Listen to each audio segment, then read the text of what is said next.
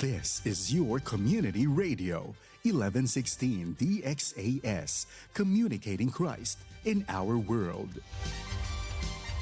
Mga usapang pampamilya at mga usapin ng tamang pagpapasya. Abay, sasaan ka pa? E di siyempre, dito ka na makinig sa Family Matters.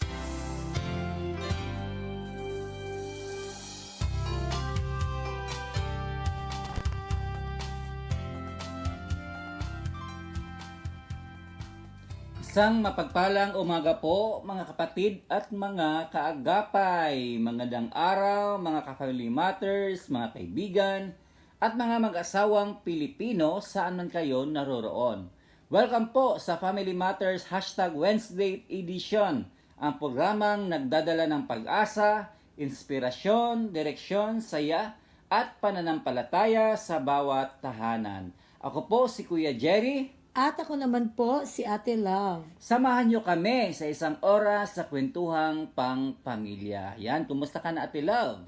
Yes, isang mapagpalang umaga sa iyo, Kuya Jerry, at sa atin ding tagapakinig mula sa radyo at sa ating Facebook page. Live na live po tayo sa umagang ito. And Kuya Jerry, nasa first week of April na tayo. Ang Naku, dali lang, month of April yes, lagi nating sinasabi ang bilis ng panahon. Totoo naman talagang napakabilis lang ng takbo ng panahon.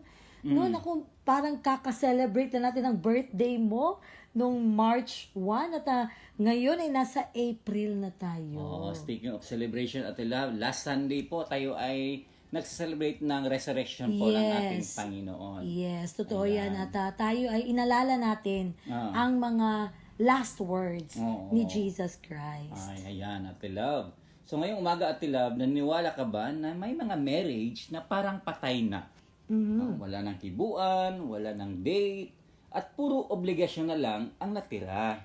Yes, nakakalungkot man yan, Kuya Jerry, no? Pero maraming mag-asawa ang ganyan ang nararamdaman ngayon. Yun bang parang nakalibing na sa routine at luma ng tampuhan. Yun bang mga sinaunang tampuhan pa, no? Yung naka-routine na lang sila. Pero ngayong Abril ay may magandang balita tayo kung paano nabuhay si Kristo. Alam niyo mga ka-Family Matters, pwede ring bumangon ang inyong pagsasama. Kaya once again, welcome dito sa Family Matters #Wednesday edition. Ayan. At ngayong umaga, Ate Love, ay pag-uusapan natin ang resurrected marriage. Kaya naman sa lahat ng ating tagapakinig, inaanyahan ko po kayong sumali. Sali po kayo sa ating kwentuhan, mag-text lang sa 0916-296-6625 o mag-comment sa ating FB page. I-click ko lang ang 1116 DXIS, your community radio. Ayan, ako, napakaganda at tugmang-tugma sa ating Holy Week, Kuya Jerry, na sinelebrate natin last week at inalala natin last week. Etong ating topic ngayon, the resurrected marriage. Oo, kaya naman Ate Love, dadako na tayo sa ating apat na punto na ating pong himay-himayin ngayong umaga. Ang unang punto po mga kapatid, itong identify the grave of your marriage. Yes. O ano ba ang pumapatay sa inyong tamis? Yes. Kaya bago tayo bumangon, alamin muna natin, saan ba tayo nakabaon? Minsan kasi nakabaon tayo sa past mistakes na paulit-ulit na lang tayong binubungkal kapag nag-away. Yes, yun bang lagi nang nauulit yung past o kaya naman nakabaon sa silent treatment. Yung akala mo okay lang kasi hindi kayo nag-aaway. Pero ang totoo niyan, Kuya Jerry, wala na pala kayong connection sa isa't isa. Parang libingan na tahimik pero wala nang buhay. Oo, totoo yan, Ate Love. Kaya naman, kung ate pong tanungin natin ang mga misis at mister, ano sa tingin nyo ang pumapatay sa spark ng inyong relasyon ngayon? Yes. So ito ba ay busy sa trabaho, cellphone, o yung mga hindi matapos-tapos na tampuhan? Yung ang tampuhan walang closure. Kapag ka nag-aaway, binabalik naman yung tampuhan ninyo. Kana bang ginabalik ni mo nga, katubi taw sa una mo ba ni mong gibuhat sa ako sa una di jud ko kalimot mo ni mong giingon sa ako Oo, maguna ingan ang mahitabo Ate Love, no? Basta mag-away na gani ang mag-asawa, Yes. lagi na lang nilang binabalik-balikan yung mga ang tagal-tagal na mga problema o yung inungkat sa Oo. baol. kaya nga naman no, ang ating topic Ate Love ay napaka-related talaga. Yes. Na imbis ibaon na natin, bakit pa natin bubuhayin yung mga mapait na karanasan sa buhay mag-asawa? Alam mo ba Ate Love, itong Identify the Grave of Marriage, ito ay ang libingan, ay simbolo ng mga bagay na nagiging sanhi ng pagkakabulok at pagtatapos ng init ng pagmamahalan. Kaya naman para matukoy ito, kailangan maging tapat o honest sa sarili at sa asawa. So ngayong umaga, narito ang mga karaniwang pumapatay sa marriage. Alam mo ba, Tila, unang-una, isa sa mga bagay na pumapatay sa marriage, itong kawalan ng komunikasyon. Yes. Or- Yun yung the silent grave. Kaya naman, hindi lang ito tungkol sa hindi pagsasalita, ito ay ang paghihinto sa pagbabahagi ng nararamdaman. Na kay mga insagibati ni mo, ano bang nararamdaman natin? Kaya naman, importante natin na ating ibabahagi sa ating partner. At bukod sa nararamdaman, ang pangarap. Ano bang pangarap? At itong takot din. Kaya naman, kapag naging roommates na lang kayo, ang pahit naman itong tawag at ilang Yes, roommates na lang. Parang ka-border mo na lang Oo. ang tingin mo sa partner mo. So, kapag naging roommates na lang kayo, na nag-uusap lang tungkol sa bayarin o sa mga bata, unti-unting namamatay ang intimacy. Yes, alam mo Kuya Jerry, meron tayong mga nalalaman na mga storya ng mga ng mga couples na gano'n na lang na parang roommates na lang sila. Yun bang parang nagstay na lang sila sa isa't isa for the sake of the children. Wala na'y gugma. Wala na'y kanang nakuha na lagi muna tong giingon nga gilubong na Oo, ang ilang- kaya naman yung sa intro natin, parang ano na lang kayo, kanabitaw nga normal na lang sa inyo, obligasyon na lang sa inyo ha. Pero Yes. dili mo na nga jud ang design sa buhay mag-asawa. Dapat may intimacy. No? Yes. Huwag nating pabayaan na mamatay yung intimacy natin. Kaya yun ang unang-una, the silent grave, yung kawalan ng komunikasyon. Ang pangalawa naman na pumapatay sa marriage, ito yung unresolved bitterness at puot. Yung hindi talaga na Binigyan- nare-resolba Oo, ng mga totoo. problema, na hinahayaan na lang na matulog na yun, may galit sa isa't Oo. isa. No, ang pagkimkim ng galit o di kaya ang paglilista ng mga kasalanan ng asawa ay parang lason. Kana bang ginadumdum gyud nimo? Number 1, mo nimo gibuhat sa kuha. Number 2, imo pag yung kung ginani. Number 3, mura kag na checklist. Oo, ang nakakaano diyan Ate Love, kapag ma-trigger ka na, lalabas at lalabas yung mga hinanakit mo Yes, sa kanya. totoo yan. Alam mo Kuya Jerry, totoo to, na para na siyang lason. It's like a poison na unti-unting papatay sa'yo. Kapag hindi marunong magpatawad, ang puso natin ay tumitigas na. At doon na nagsisimulang mamamatay ang pagmamahal. Oo. At saka napakalungkot kapag ganun na. Wala Kasi na.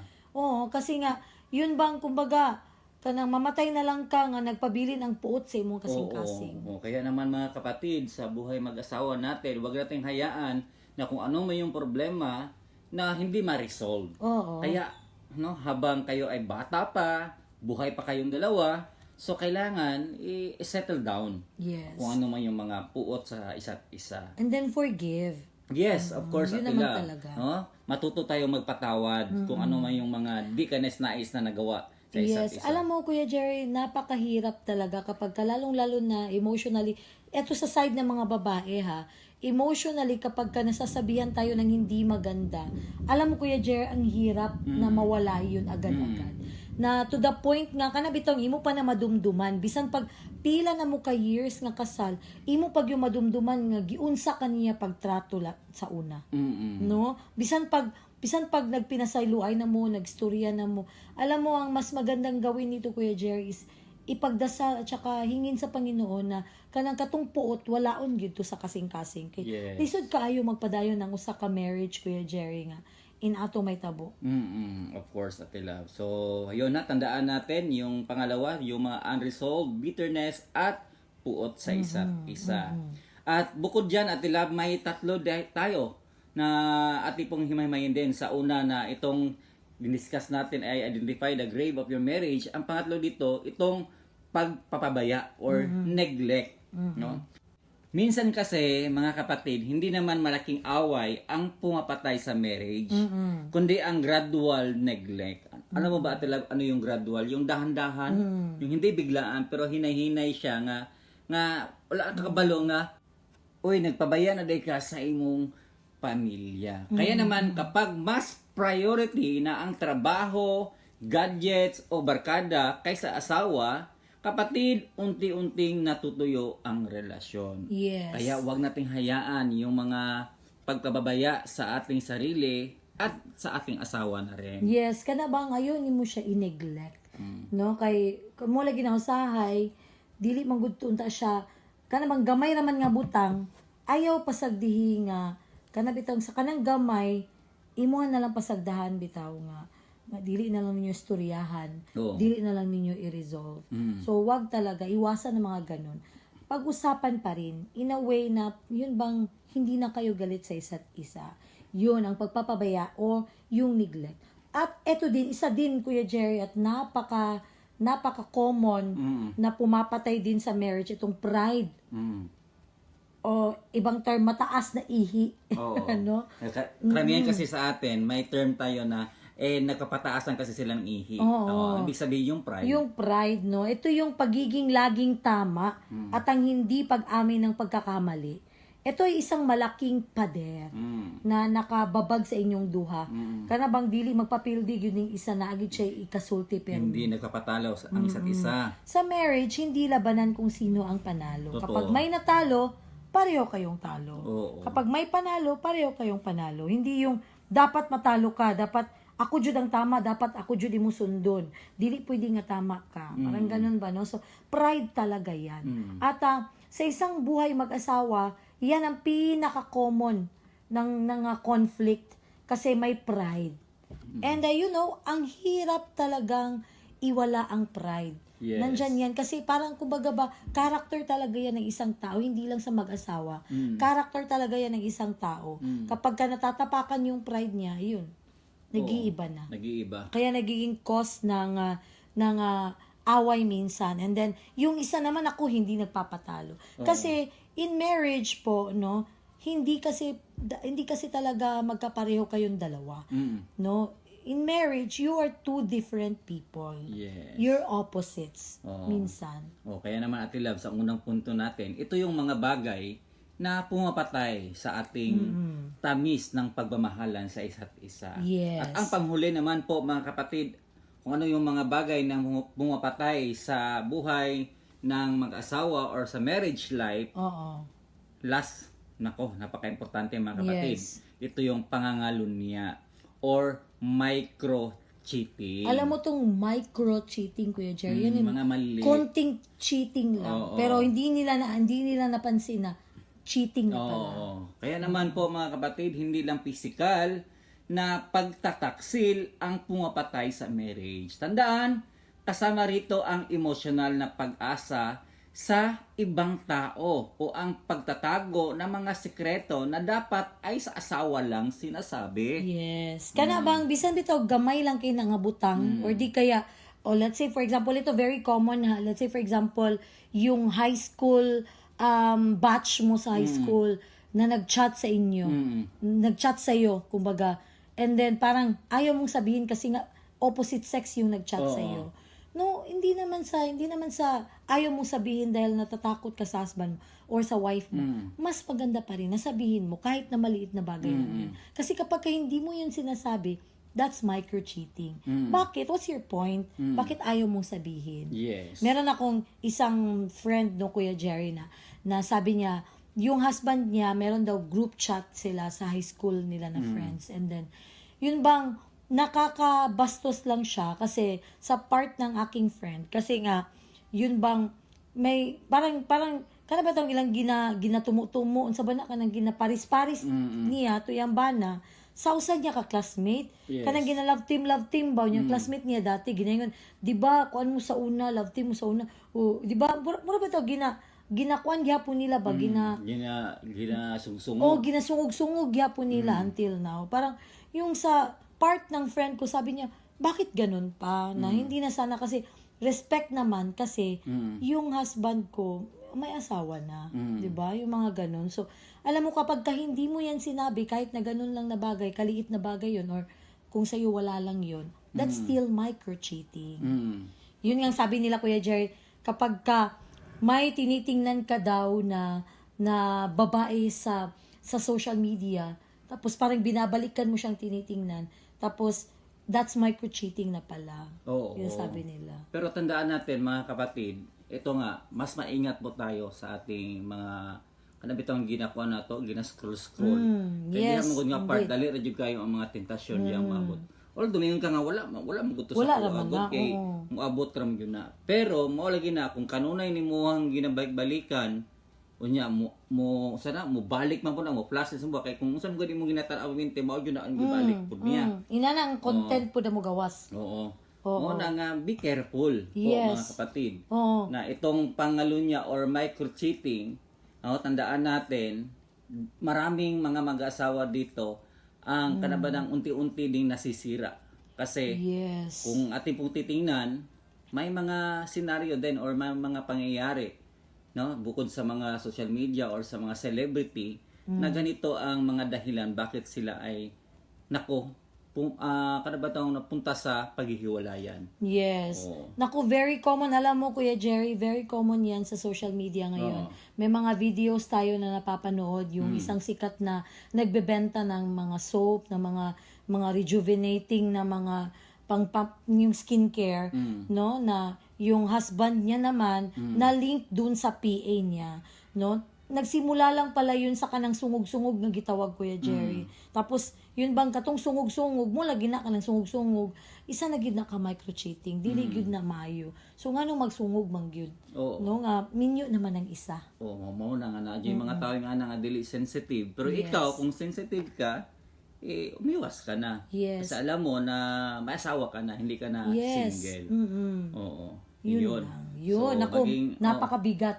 napakabigat Yes. pero mayon sila maayo ra ba mo magtambag pero utro po di kang dako. So dili po tayo nga nang may mga perfecta. Oo. No. Always pantang naning kamot jud sa to ang pagkinabuhi isip marriage life. Pero mga ang kapatid. nakanindot din na Kuya Jerry nga ma-remind ta. And true po dito sa Family Matters, no, may mga tips naman kaming i-share sa inyo. No? Although hindi din po perfect yung marriage namin ni Kuya Jerry, pero at least no na i-share namin sa inyo. Kasi kami din po ni Kuya Jerry dito sa Family Matters, we're also learning Yes. from the topic na sinishare namin. Ayan. So, yun ang ating unang punto at love ng ating natatatalakay itong patungkol sa identify the grave of your marriage o yung mga bagay na pumapatay sa inyong pagsasama. Ayan. At least nalaman na natin ha mga kapatid itong ating unang punto. At dito na rin tayo sa ating pangalawa. Itong rolling away the stone of pride. Alam mo ba, Ate Love, yung panahon na si Kristo ay nabuhay, ito yung nangyari. Yes. No, pagdating ng iyang mga alagad, no? Isa dito si Mary Magdalene, kana pag ato niya dito, ay wala naman diri nakaligid mo ang bato. Yang igina sa angel nga wala na diri ang imuhang Panginoon. Kundi na siya nabanhaw na. Mato nga dali si Mary Magdalene og dagan gibalita niya dito sa iyang mga kabanan nga wala ni si Christ. Alam mo ba, Tilab, sa ating buhay din, may mga dapat tayong isurrender. Yes. Aning rolling away the stone of pride ay ang ato ang i-connect na to ni. Kasi para makalabas si Jesus sa libingan, kailangan igulong Ang bato. Sa buhay mag-asawa, mga kapatid, ang pinakamabigat na bato ay ang ating pride. Yes. Yung ayaw nating mag-sorry kasi feeling natin tayo ang tama. Yes, tama ka Kuya Jerry. And ang resurrection ng marriage ay nagsisimula sa isang taong handang magsabi ng sorry. Patawarin mo ako. Yun ang pag-roll ng stone para makalabas ang pagmamahal. Kasi yun na nga, again, natalakay natin kanina, itong pride, eto talaga yung mabigat na bato eh. na kailangan nating i-roll para tayo ay makapagpatawad. Kasi itong pagsasabi ng sorry, napakahirap. Oo. Kasi nga parang naaapakan yung pride mo kapag ka nagsusorry. Especially hindi naman sa nilalahat ko, pero mostly sa part ng lalaki. Oo. Yun Totoo. bang, kasi nga may ego sila Yun bang, ako yung padre de pamilya. Ako yung nagpapakain sa pamilya. Bakit ako magsusorry? Yung mga ganun. Oo. Kaya naman, Ate Love, nung unang panahon ni Jesus, yung batuhan, hindi yun magulo kung isa lang tao. Yes, hindi Kaya kaya. nagbigla kasi si Mary Magdalene. Bakit na Bukas open na? yung tomb Oo. ni Jesus? Magandang meaning pala yon. Sa ating buhay kasi, sa buhay mag-asawa mga kapatid, kung ating pong i-connecto, sa Book of Ephesians chapter 4 verse 32, ang sabi, magmalasakit kayo sa isa't isa. Yes. Maging mahabagin at magpatawad sa isa't isa, gaya ng pagpapatawad sa inyo ng Diyos sa pamamagitan ni Kristo. Tandaan natin yan ang pagpapatawad ay ang pinakasentro o magandang word na ating pong ma-connect sa ating buhay. Kasi sa pagsasama kasi, Ate Love, sa marriage life na kasi, importante dyan na wag tayo magpadalos-dalos sa ating pride. Kung ano man yung nagawa, tayo po yung magpakumbaba na. Kaya naman mga kapatid, ang pride ay ang mindset na kadalasan ito ang ating masasabi o sa ating kanang hunahuna bitaw, ako ang tama. Dapat siya ang maunang lumapit. Bakit ako lumapit? Mo gyud na Lalaki kasagaran. ako. Mo gyud na kasagaran sa buhay mag-asawa, Kuya Jerry. Or, kada pong giingon diya nga, hindi ko kailangang magbago. Bakit ako magbago? No? Hanggat nakaharang po ang batong ito, mga kapatid, mananatiling patay at malamig ang relasyon. Kasi close-minded kasi.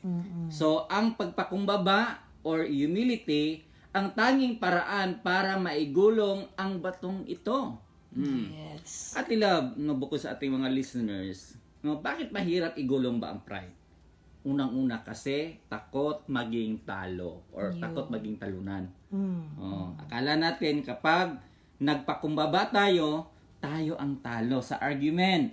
Pero sa marriage po, tandaan, ang pagpakumbaba ay pagpili sa relasyon kaysa reputation. Yes, totoo yan. Yun ang dahilan kung bakit mahirap igulong ang pride. At ang pangalawa, itong self-righteousness. Yun bang ang pakiramdam na mas mabuti ka kaysa sa asawa mo dahil mas marami kang ginagawa o mas banal ka.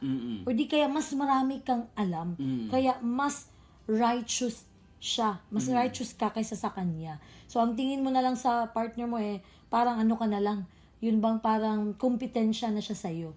Kompetisyon. Hindi mo na siya katuwang sa buhay. Yes, totoo, Ate Love. So, ayaw jud pag yung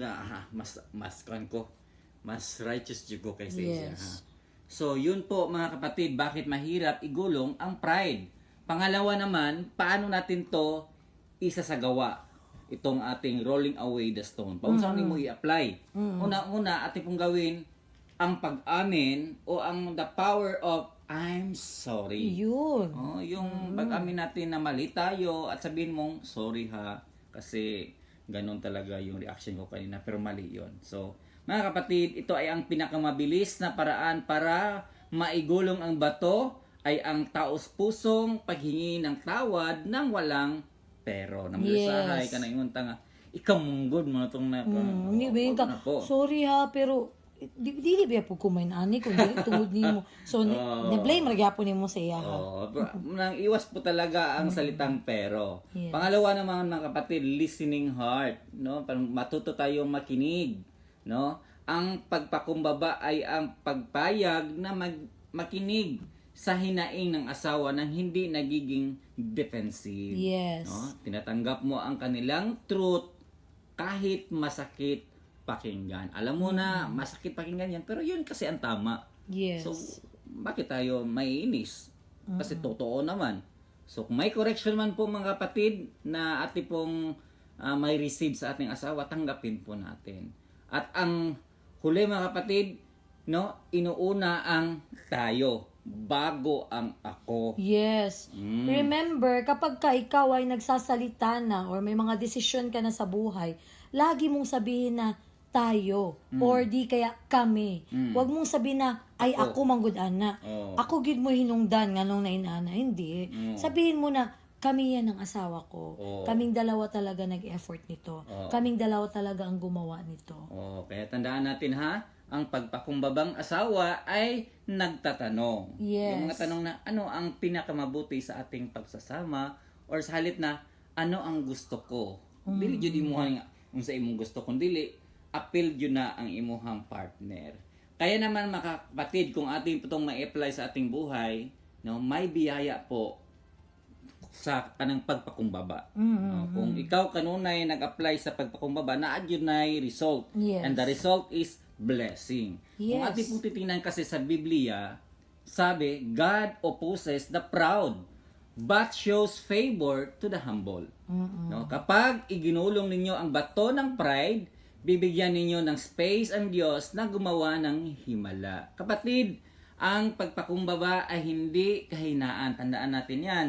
Ito ay strength under control. Yes. Ay, naku, nasa una at pangalawang punto pa lang tayo, Kuya Jerry, no? Identify the grave of your marriage or ano ba yung pumapatay sa inyong tamis. Yes. At rolling away the stone of pride o ang pagpapakumbaba. Kaya naman bago natin ipagpatuloy ang ating topic sa umagang ito, mag-break tayo sandali at pakinggan muna natin ang Family Matters theme song. Magbabalik ang Family Matters dito sa 1116 DXAS, your community radio.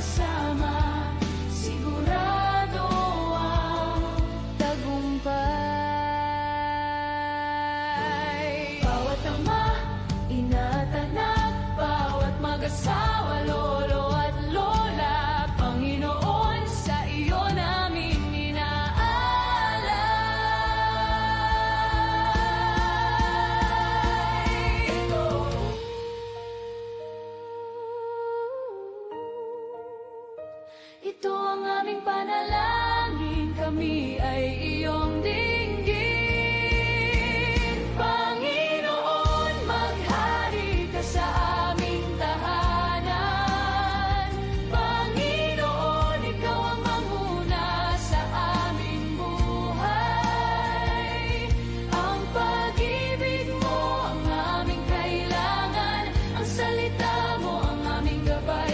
Kung ikaw ang kasama, sigurado ang tagumpay. Maghari ka sa aming tahanan. Panginoon, mamuna sa aming buhay. Ang pag-ibig mo ang aming kailangan, ang salita mo ang aming gabay. Kung ikaw ang kasama, sigurado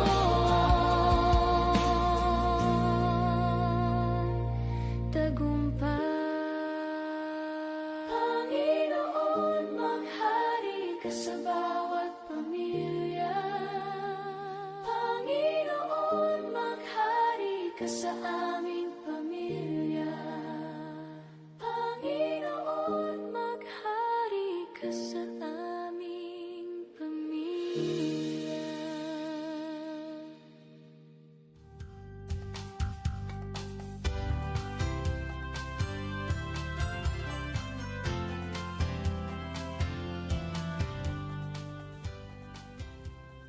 Kayo pa rin ay nakikinig sa 1116 DXAS, Radyo Komunidad. Ito po ang programang Family Matters at kami po ang inyong mga kasama, Ate Love. At Kuya Jerry. Mga ka-Family Matters, ang DXAS ay isa sa mga himpilan ng Far East Broadcasting Company at kasapi sa kapisanan ng mga broadcaster ng Pilipinas. Ang FEBC ay isang non-profit, non-commercial, and donor-based radio station. Dahil sa katapatan ng ating Diyos at sa inyong partnership, tayo ay nagpapatuloy sa paghatid ng mabuting balita ni Kristo. Kaya naman, inaanyahan namin kayong maging bahagi ng ating radio ministry. Pakiscan po ang QR code ng ating GCash or bank account para sa inyong donation. Please send us a message para ma-acknowledge po namin ang inyong mga donation. Maraming salamat po sa inyong partnership and God bless. Yes, ayan, naku, bago tayo magpatuloy sa ating topic sa umagang ito, Kuya Jerry, ay i-greet muna natin ang ating Yes. mga tagapakinig mula sa ating Facebook page. Happy listening kay Sister Josephine Galinato, kay Teacher Maria Juana Bitonio, naku, co-teacher ko po ito, at kay Pastor McAllister Valkyrie, or di kaya si Pastor Norel, at kay Ma'am April Diloro, kay Ma'am Maylie, at saka Yes. kay Brad Carlo, at saka kay Ma'am Nora Salvador. Happy Ayan. listening po sa Salamat po inyong sa- lahat. And happy listening din sa ating mga tagapakinig mula sa Zamboanga City, Basilan, Sulu at Tawi-Tawi, pati sa iba't ibang dako ng mundo via live stream. Ayan. At dahil yan, Ate Love, no, may mga listeners tayo last week na Yes. sila po yung nabibless sa ating topic. Ito'y patungkol sa ways to build an emotional connection with a woman. Ang sabi po ni April Del Loro, ay siya po yung nabibless. Ang kanyang comment ay Amen. Yes. At si Ma'am Amy din, sabi niya, good afternoon, Kuya and Ate. Siyempre, tayo yan, Ate Love, si Kuya Yes. Jerry, and ikaw si Ate Ate. Love.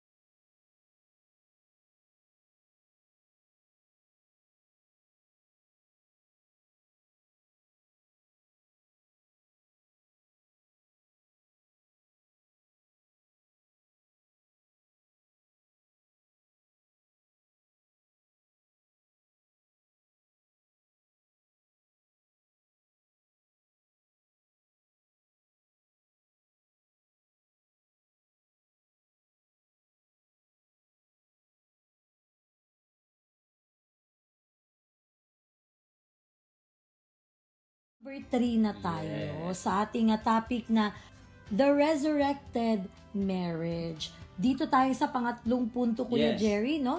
Ito yung shedding the grave clothes.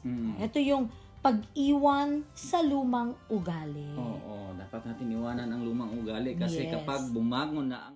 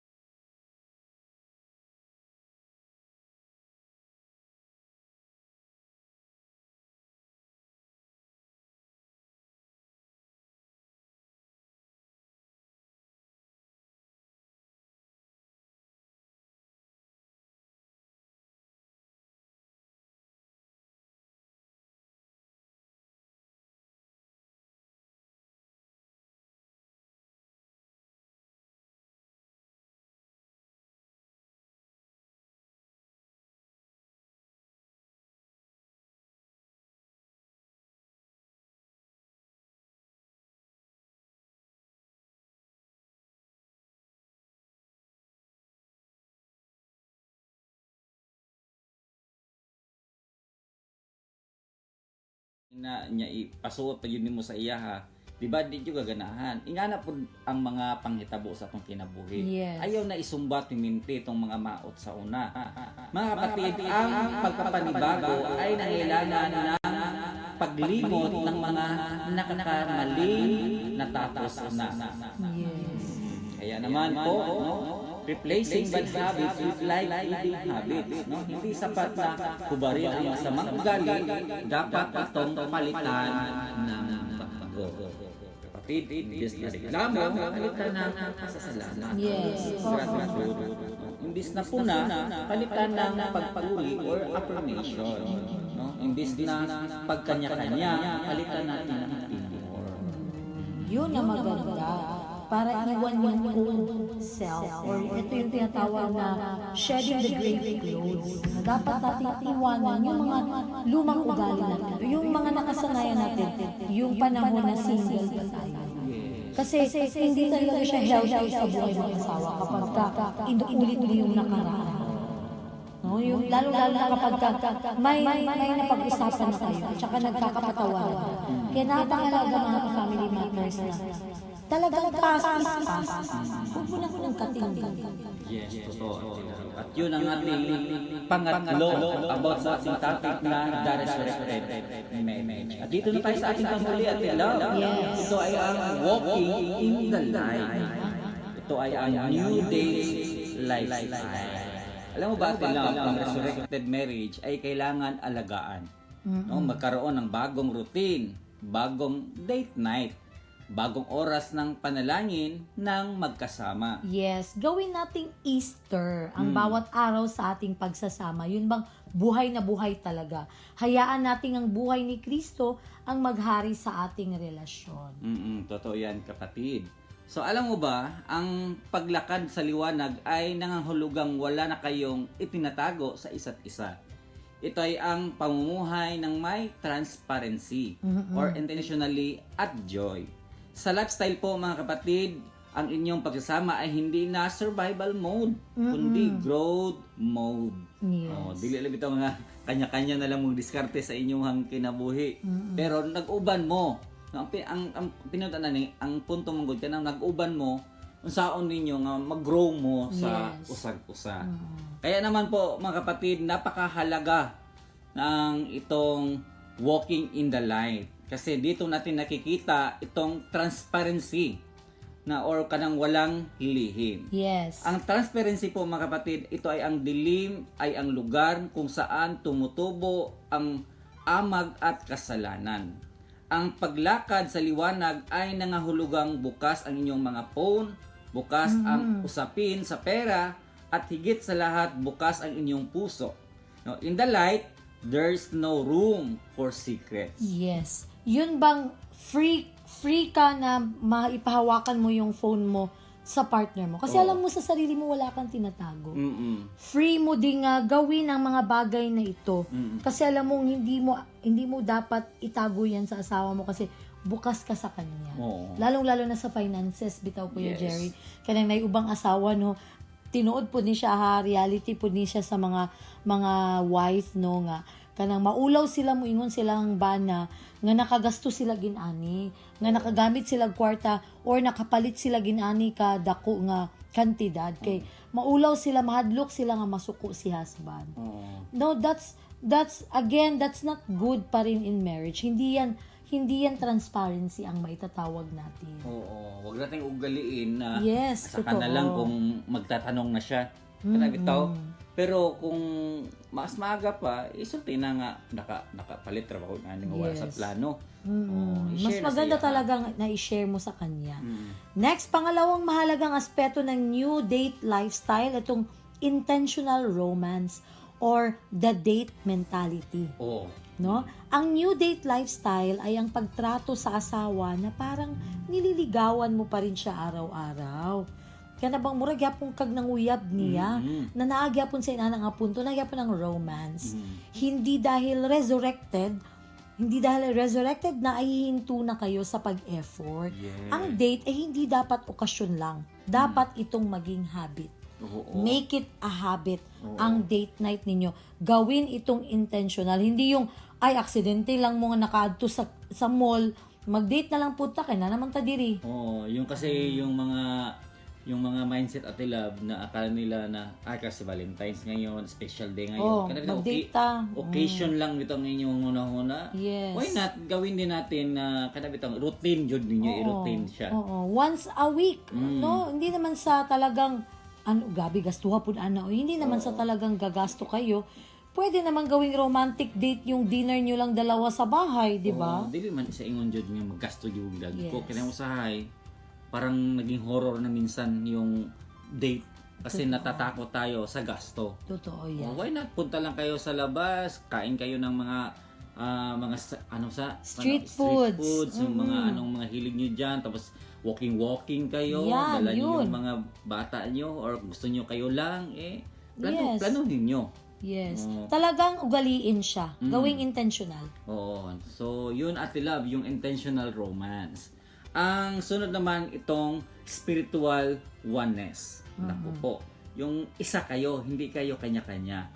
Ang pinakamaliwanag na ilaw sa inyong marriage po mga kapatid, esensya ng Diyos.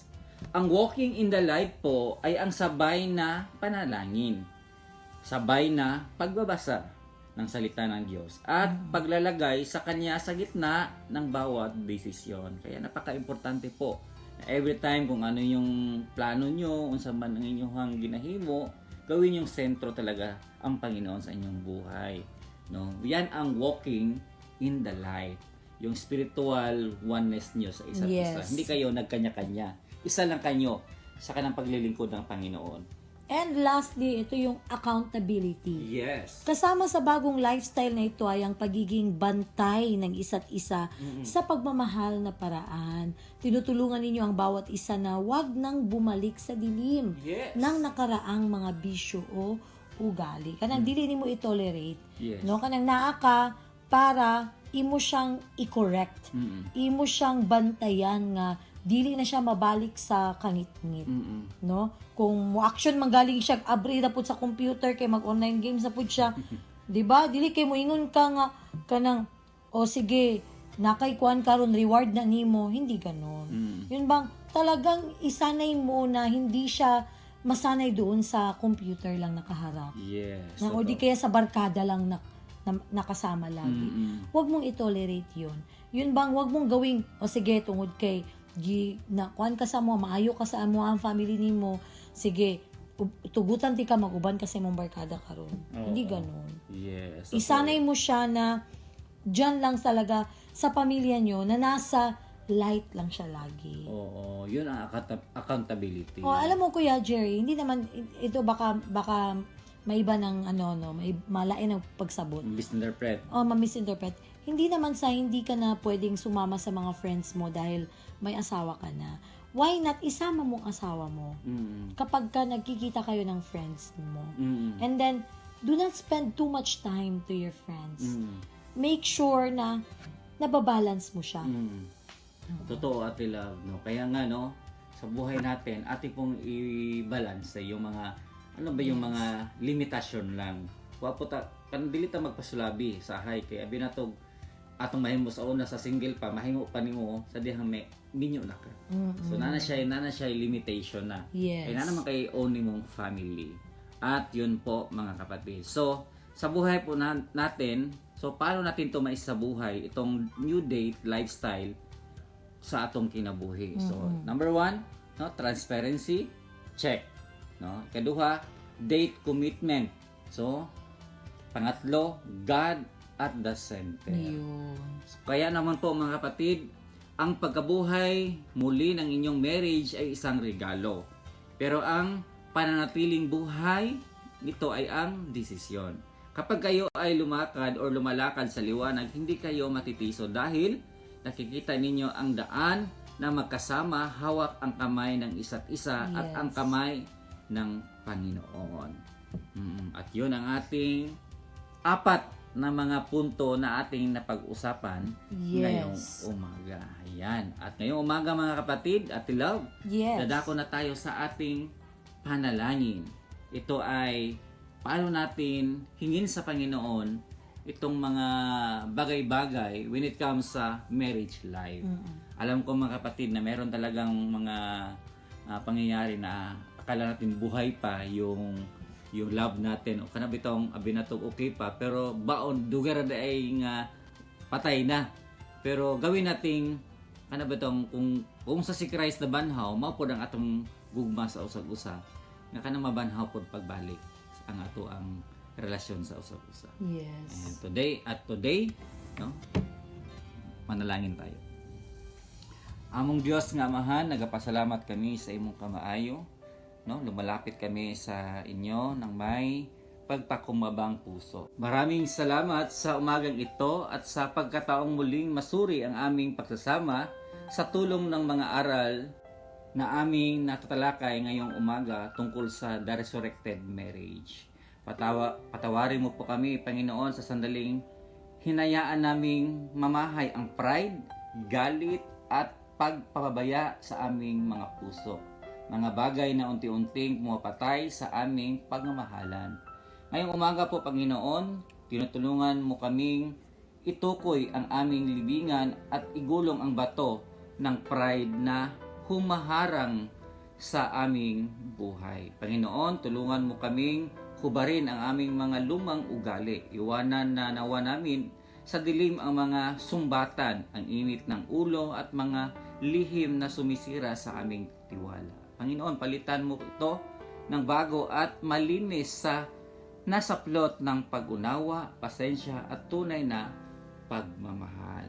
Gabayan mo kami, Panginoon, sa aming paglalakad sa liwanag. Turuan mo kaming maging intentional sa aming pagliligawan at maging tapat sa isa't isa araw-araw. Ito pong lahat ay aming dinadalangin sa pangalan ni Kristo naming Diyos. Amen. Yes, amen and amen. Maraming salamat po sa ating mga tagapakinig mula sa radyo at sa ating Facebook page. Maraming salamat din sa ating mga technicians, kina Kuya Romel Paulino and Rolando Alfonso. Abangan po ang susunod na programang Radyo Singkauman kasama si Otto Mobin. At tuwing alas 9:30 ng umaga mula Lunes hanggang Sabado, mapapakinggan ang Family Matters.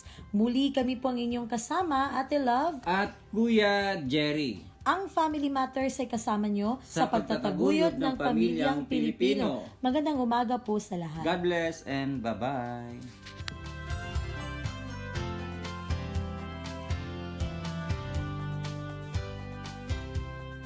Simula pa noong 1948, lubos na naibabahagi ang mabuting balita ni